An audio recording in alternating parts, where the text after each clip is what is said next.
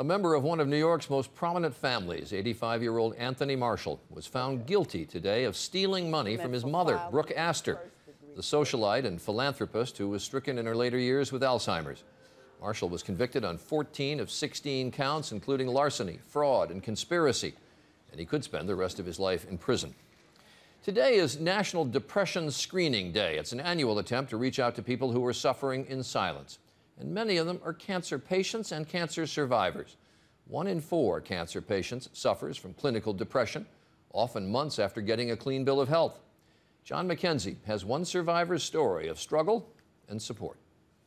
As the left-hander takes off at third base. He's been the voice of the Boston Red Sox for the past 22 years. And the two-base hit to lead off the ball game.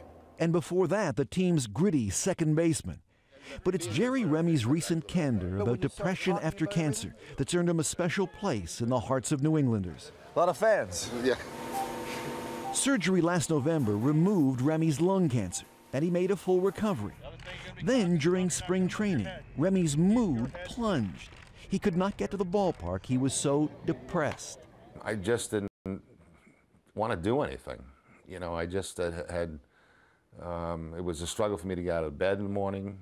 I just look forward to nothing in the day at all. After the treatment's over and people feel like, oh, you're fine, you look good, but the patient is still left with feelings of, what have I just been through? What if this comes back? My life is uncertain. It took Remy several weeks before he finally sought help and the antidepressants that would slowly lift his spirits. In mid-August, he felt well enough to return to Fenway Park, just for a visit. But he found himself on camera that day, talking about what had kept him away. A depression, really. And I think everything came crashing down at one time, you know, the cancer stuff. In the midst of it all, Remy's picture flashed on the scoreboard, and the Fenway crowd erupted, embracing him with a standing ovation. Just to have them appreciate the fact that I was back at the ballpark was an overwhelming feeling. It made me feel like people really wanted me to get better and get back to work. And that's just what happened.